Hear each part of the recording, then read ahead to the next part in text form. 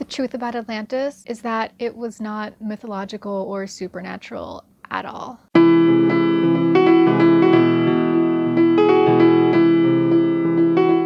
Hey guys, it's Natasha and welcome to Natasha's Creations.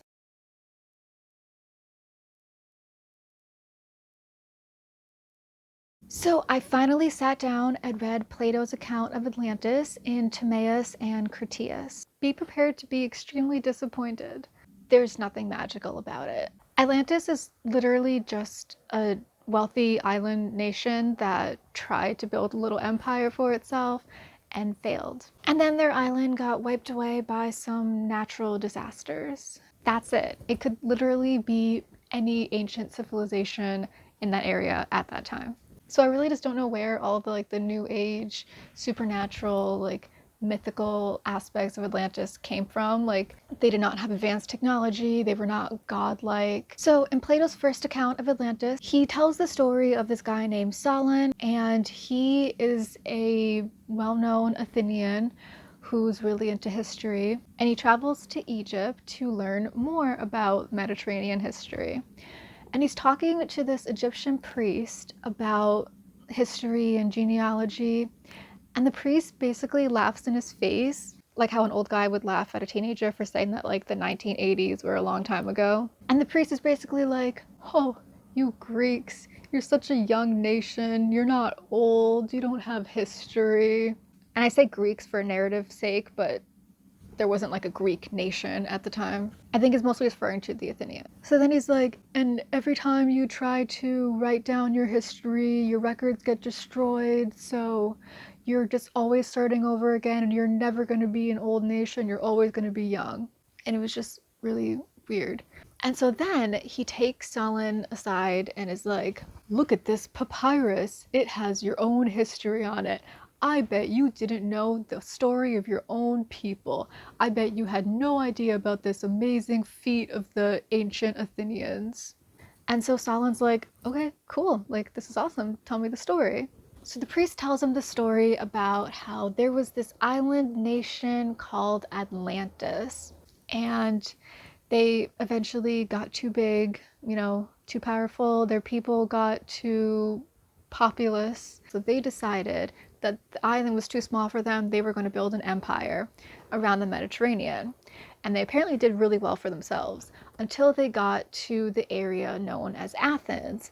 And the people there fought them off, thwarted their plans, and then went around and set free all of the slaves that the Atlanteans had captured. And then, just to add some more fuel to the fire, as soon as the Atlanteans went back to their island, it was destroyed in a day by some natural disasters.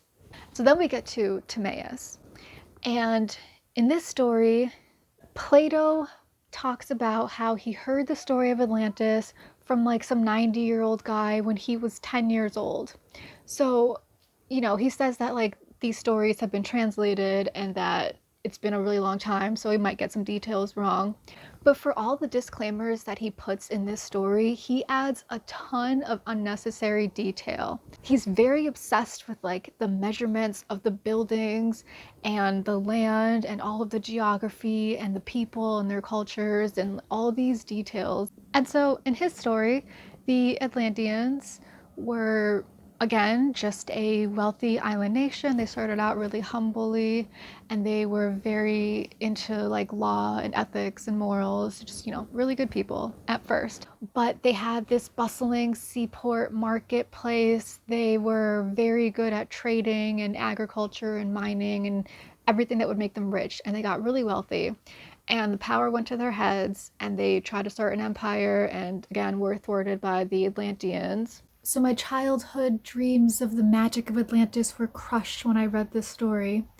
But then my hopes were raised because if this could be any civilization, then there's a huge possibility that Atlantis could have actually existed. So who do I think they were? I think Atlantis was based on the Minoan civilization. The Minoans were the first complex urban civilization in Europe.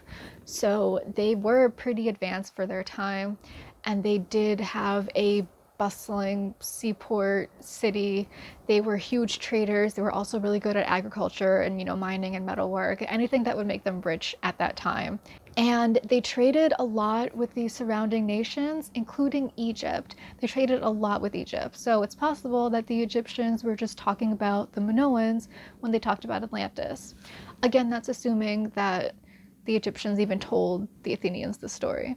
And then there's some weird points that line up. Like, Plato mentions this weird bullfighting ritual that they had in their temples as like a weird legal pact that they made. And you get the idea that even Plato thinks it's weird. And then one of the only surviving frescoes from the Minoan civilization found on Crete today features this weird bull leaping, bullfighting thing that people don't really understand today either. And then here's the kicker. The Minoans lived on the island of Crete, which was destroyed by a volcano and a tsunami like all at once and was pretty uninhabitable for a long time. So the only thing that really goes against the Minoan theory is that Crete is in the Mediterranean Sea, not outside the Pillars of Hercules. So, there's that.